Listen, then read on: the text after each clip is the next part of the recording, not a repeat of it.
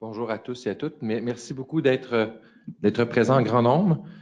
En fait, je vous présenterai un programme un peu plus, des détails un peu sur la journée un peu plus tard, mais j'aimerais sans plus attendre pouvoir vous présenter Eliane Bouchard. Eliane, en fait, est une patiente qui a accepté de venir témoigner de son expérience vécue et puis elle a accepté sans aucune hésitation, avec empressement et avec enthousiasme à venir livrer son témoignage aujourd'hui de tout ce qu'elle a pu vivre dans les derniers temps. Eliane va être beaucoup plus apte que moi-même à décrire ce qu'elle a vécu, mais comme bon nombre d'entre vous, sa vie a changé du jour au lendemain avec l'annonce d'un diagnostic qui pouvait modifier en fait son espérance de vie et puis qui a changé jamais, je suis certain, sa vie, mais qu'elle a su prendre de façon, je crois, positive pour arriver finalement à voir la vie d'une façon clairement différente. Et puis, c'est un grand plaisir de pouvoir accueillir Eliane et qu'elle puisse vous témoigner toute son expérience vécue. Alors, Eliane.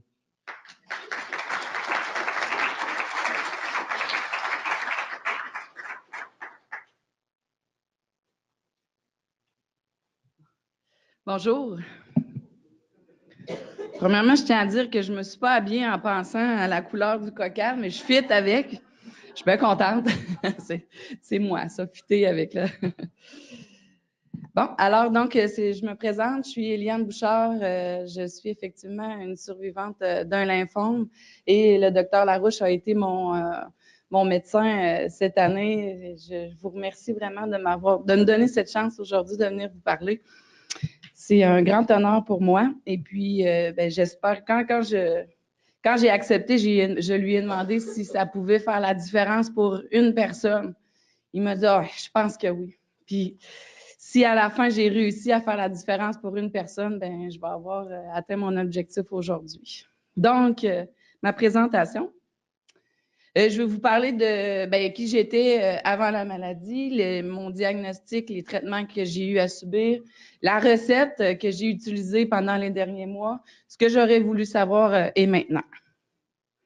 Une petite photo de famille qui a été prise quelques mois avant que j'ai mon diagnostic. C'est une photo qui me parle beaucoup, que je vois sur mon mur à tous les jours. Puis souvent, je la regarde puis je me dis si tu avais su ce qui s'en venait dans les mois qui s'en venaient. Je vous ai dit, j'allais vous parler de ma recette. Qui dit recette dit ingrédients, mais dit aussi livre de recettes. Je me suis amusée. Je me suis créé une couverture. Oh, j'ai passé un. Ça va pas long. Oh, il m'en manque un.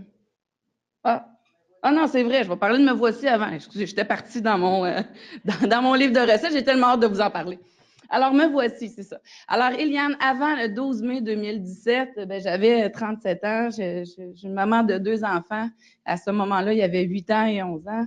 Amoureuse de son homme. Depuis 5 mois, j'étais directrice adjointe dans une polyvalente. J'avais un nouveau défi. J'étais passionnée de mon travail, passionnée de la photographie. En fait, je suis une passionnée de la vie. Avant mon cancer, je dis il faudrait que je dise avant le cancer, j'étais végétarienne, je mangeais bio, je faisais 5 heures d'activité physique par semaine. Mon conjoint me disait des fois, mais pourquoi t'en fais autant, tu sais? Puis je le faisais parce que je me sentais bien. Puis ça m'est arrivé quelques fois de lui dire, en tout cas, moi, si un jour j'ai le cancer, là, j'en aurai pas de regrets. Je peux vous dire que le jour où j'ai eu mon diagnostic, je suis rentrée dans la maladie sans regret. C'était pas de ma faute. J'étais pas j'avais pas la pensée, mais qu'est-ce que j'aurais pu faire, qu'est-ce que j'ai fait, pourquoi j'ai mérité tout ça. Non, je l'avais pas le regret parce que j'avais tout fait ce qu'il fallait avant. Donc, j'avais pigé un mauvais numéro au mois de mai l'année dernière. Donc, mon aventure, j'appelais ça mon aventure, là, elle a duré 8 mois. J'ai eu mon diagnostic le 12 mai 2017. C'est un lymphome non-hodgkinien agressif. Puis là, j'ai écrit à côté, même très agressif, si je ne me trompe pas. Ce que j'ai compris, c'est que il était important, là. Ce qui fait qu'à 17h un vendredi soir, dans ma chambre d'hôpital, parce que ça faisait déjà une semaine que j'étais hospitalisée, on m'a annoncé le diagnostic et 4 heures plus tard, on commençait déjà les traitements. Donc, ça a été très rapide. J'ai pas eu le temps de réfléchir, de penser. C'est voyons, on pense. Puis moi, J'ai demandé au médecin qu'est-ce qu'il faut que je fasse. J'ai 2 enfants, j'ai un chum, j'ai une vie, là. Qu'est-ce qu'il faut que je fasse? Mais ils m'ont dit, on commence tout de suite. Bon, parfait, on commence. Alors, dans les jours qui ont suivi, on a su exactement quel type de lymphome j'avais et le docteur Larouche m'a expliqué le protocole que j'allais avoir à faire. Donc, c'était 6 cycles de traitement épocaire. Ça veut dire que j'ai été 1 semaine à l'hôpital. Je recevais pendant 104 heures de la chimiothérapie en continu et je revenais 2 semaines à la maison. Ces 2 semaines-là, la première semaine, je l'appelais ma semaine patate pilée molle. De l'énergie, il n'y en avait pas beaucoup. Là. Je me sentais comme une purée de patates pilées molles. Puis la semaine suivante, ben, on remontait la pente, puis je remontais le plus haut possible pour qu'au prochain cycle, ben, je sois au top de ce que je pouvais aller chercher. Puis je repartais. Puis ça a été comme ça tout le long de mes traitements. Ça a été vraiment ma façon de lever. Je remonte le plus haut possible. Après mes 6 cycles, ben, j'ai eu une autogreffe de cellules souches au mois d'octobre. Ça va faire bientôt 1 an. C'était le 6 octobre, j'ai eu ma greffe. Ensuite, ben, j'ai eu un petit mois de repos le mois de novembre pour recommencer mes 3 derniers traitements qui étaient le méthotrexate à haute dose. Le docteur Larouche m'avait expliqué que mon lymphome, ben moi, il pouvait toucher aussi le système nerveux central, donc il fallait faire un traitement supplémentaire. Encore une fois, 4 jours à l'hôpital, 2 semaines à la maison. Ça m'a amené au 15 janvier de cette année où j'ai reçu mon dernier traitement. Et dans toute cette histoire-là, j'ai eu 4 TEP scans au complet. Le premier qui confirmait ma maladie. Et après les 3 premiers cycles, on a fait un TEP scan et tout était beau. Il n'y avait déjà plus de traces de lymphome dans mon corps. On a refait un autre au mois de novembre après ma greffe. Tout était beau encore. Puis celui que j'ai fait au mois de février, tout était beau. Donc,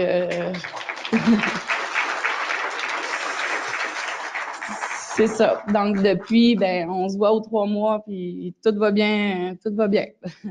Bon, je suis rendue à mon livre de recettes, là. Alors, qui dit livre de recettes? Ah non, il y a attention avant. Excusez, je vais suivre mes affaires. C'est parce qu'il me manque une page. Bon, attention. On m'a demandé de venir parler de mon histoire à moi. C'est mon histoire à moi. Je vous partage mes trucs, mais je veux pas qu'il y ait de comparaison. Je veux pas que vous vous disiez, ah, ben là, moi, j'arrive pas. Non, c'est pas ça, là. Prenez ce que je vous donne, ce qui vous parle, puis le reste, ben, allez-y avec comment vous le vivez, vous, mais je veux pas du tout que personne sorte d'ici avec une comparaison. Ah là, on est rendu. Là, ça, c'est la couverture de mon livre de recettes que j'ai appelé un jour à la fois. Et c'est mes ingrédients ici que je vais vous parler. Alors, pourquoi le un jour à la fois? Toute personne qui a à vivre une épreuve, peu importe laquelle, va vous dire qu'il a dû prendre la vie un jour à la fois parce que quand tu prends l'épreuve dans sa globalité, ça devient impossible.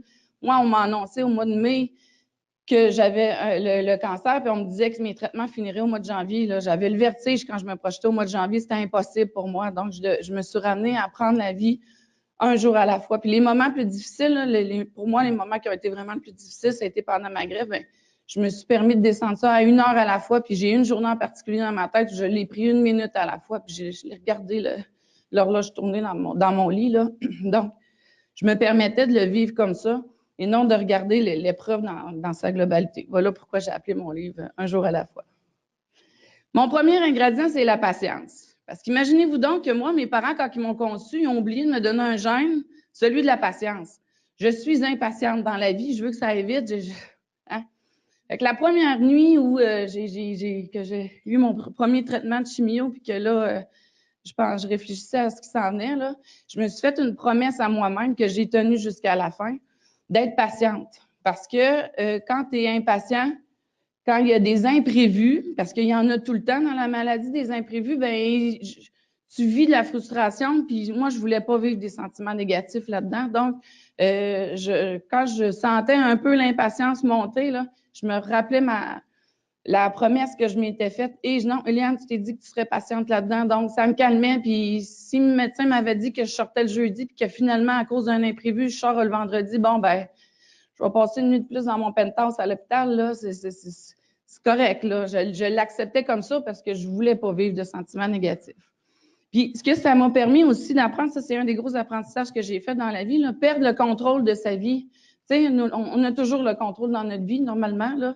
Et moi, j'étais une fille très contrôlante, tout était contrôlé. Donc, j'ai dû prendre ma vie et la donner en main, la donner dans les mains des médecins, des infirmières, de toute l'équipe qui travaillait autour de moi. Donc, j'ai appris à perdre le contrôle de ma vie. Puis aujourd'hui, ça fait de moi une personne beaucoup plus zen, beaucoup moins stressée aussi parce que j'ai appris à plus avoir ce contrôle-là. C'est ça, mes feuilles sont pour ça. Ingrédient numéro 2. En fait, moi, quand j'ai... après, tu sais, quand tu reçois ton diagnostic, tu es comme dans une vague, là, pris, là, tu tournes dans ta vague. À un moment donné, tu as les 2 pieds qui retombent sur terre, puis là, tu peux prendre une grande respiration puis te dire, bon, ben OK, j'ai à vivre ça, j'ai pas le choix, il faut que je le vive. Comment je veux le vivre maintenant? Alors, je me suis dit, bon, ben je vais essayer de donner un sens à tout ça. Et la façon pour moi de donner un sens à tout ça, c'est que j'ai créé je me suis servi de Facebook, là. J'ai créé un groupe privé et que j'ai appelé Un jour à la fois. Et dans ce groupe-là, mais au départ, c'était juste pour donner des nouvelles. J'avais tellement de monde qui m'écrivait pour avoir de mes nouvelles que ça prenait toute mon énergie répondre à tout ce monde-là. Je me suis dit, bon, ben je vais embarquer mes amis proches, ils vont avoir de mes nouvelles, puis ils seront des agents multiplicateurs, là, ils pourront donner des nouvelles à tout le monde. Puis finalement, ça a viré autrement, ce groupe-là. J'en ai profité dans ce groupe-là pour partager mes réflexions, comment je le vivais. Et je me suis dit, ben je vais faire réaliser vraiment aux gens que c'est vrai là, que la vie, elle tient juste à un fil, puis que du jour au lendemain, ça peut tout s'arrêter. Hein. Moi, je suis rentrée travailler un mercredi, puis je suis jamais rentrée. Là, ça m'a pris 15 mois avant de retourner travailler. Là. Donc, je voulais leur faire réaliser ça. Fait que mes écrits étaient toujours en lien avec ça, toujours de façon positive. Puis ce que les gens m'ont dit après, moi, je m'en servais pour écrire, puis ça me donnait de l'énergie, mais les gens, ce qu'ils m'ont dit par après, c'est qu'ils m'ont dit, Éliane, tu nous as permis de vivre le cancer de l'intérieur. On dirait que tu as dédramatisé tout ça, puis ça, en tout cas, ça nous a aidé. Finalement, j'ai aidé les gens et les gens m'ont aidé là-dedans. Mon ingrédient numéro 3, ben, c'est l'humour. Moi, je travaille beaucoup avec l'humour. Je suis pas en train de dire que j'ai banalisé, c'est pas ça, mais pas du tout. C'est juste que moi, quand j'écrivais sur mon groupe, ben, je finissais toujours avec humour, puis dans ma tête, ben, on dirait que ça me permettait, entre autres, de dédramatiser les situations. Je vivais quelque chose de difficile, puis je me disais, comment je vais l'écrire, comment je peux rendre ça drôle. Puis là, ben, pour donner des images aux gens aussi. Fait que ça, moi, c'était vraiment une façon de dédramatiser la situation. Puis ce que j'ai trouvé aussi que ça faisait, c'est qu'en parlant, puis en rendant ça, en parlant avec l'humour, ben les gens autour de moi qui étaient mal, tu sais, les gens, ils savent pas quoi te dire, ils savent pas comment t'aborder. Ben, en parlant ouvertement, ben, les gens, ils étaient pas gênés de venir me parler. Ils savaient qu'ils pouvaient venir me voir, puis on discutait. Puis ça a fait que j'ai eu encore plus de personnes autour de moi pour m'aider puis me donner de l'énergie à passer au travers. Je vous donne des exemples de photos que j'ai mis sur mon groupe, là. Le premier, ben, c'est le Bitmoji. Je l'ai trouvé bien drôle, pas de cheveux. Encore à ce jour, je comprends pas pourquoi mes enfants m'ont mis un verre de vin rouge dans les mains, là. C'est encore un mystère pour moi, mais en tout cas, c'est comme ça qu'ils m'ont vu la première fois qu'ils m'ont fait mon Bitmoji parce que les enfants me l'ont fait à l'hôpital. Le deuxième en bas, ben j'allais pas bien cette journée-là. J'ai appelé mon père. J'ai dit, papa, là, viens me voir, là, ça fait pas super bien. Puis comme ben dimanche, j'ai dit, peux-tu m'emmener des chips, s'il vous plaît? Bon.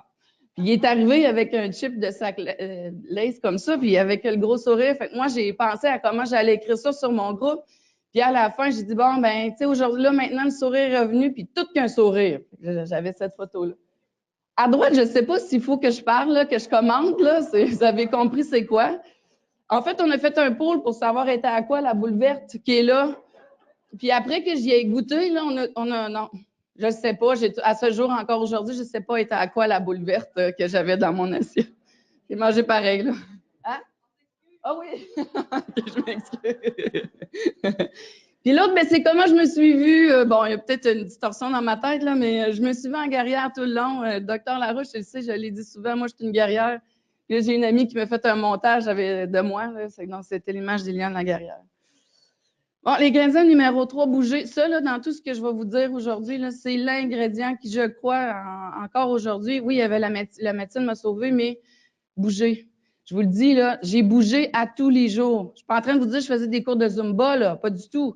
Mais j'ai marché à tous les jours, à toutes les minutes, à toutes les journées de ma maladie. J'ai marché. Même à l'hôpital, là, je rentrais, l'infirmière elle me piquait, là. Puis je dis, là, tu m'amènes un vélo dans ma chambre, là, hein, je vais avoir un vélo.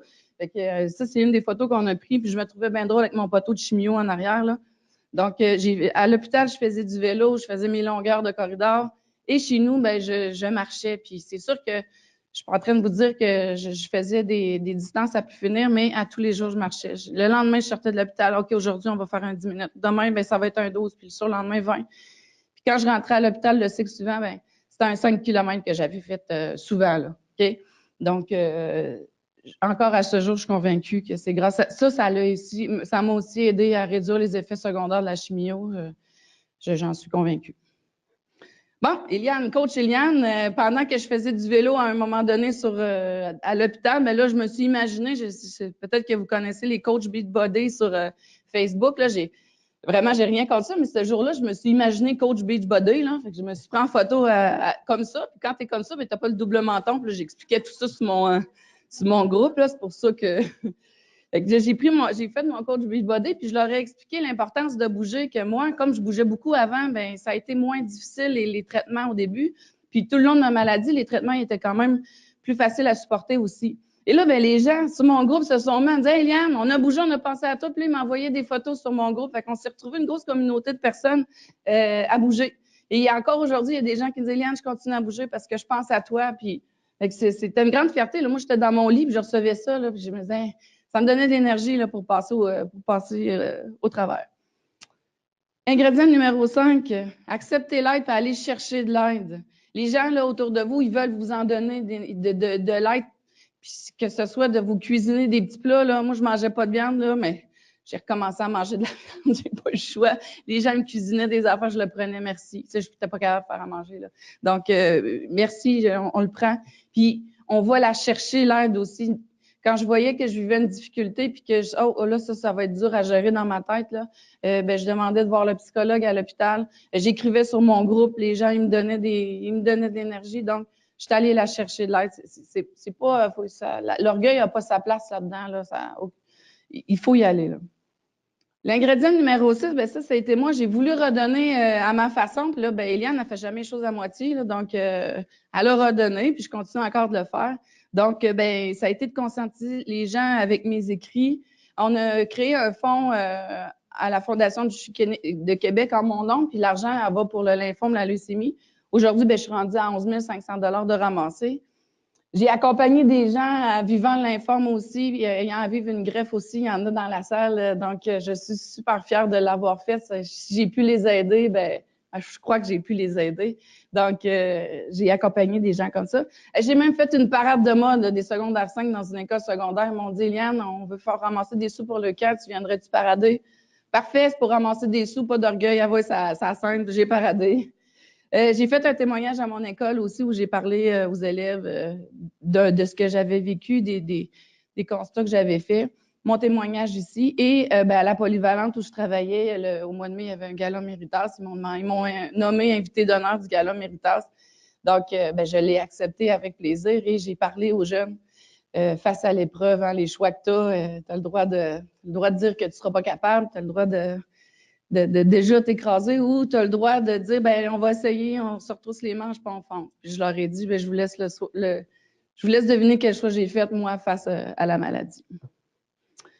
Ce que j'aurais voulu savoir, je vous dis ça, puis en même temps, je ne sais pas si j'aurais voulu ça, j'ai dit ça devant plein de monde. Oh, je m'excuse. Bon, OK.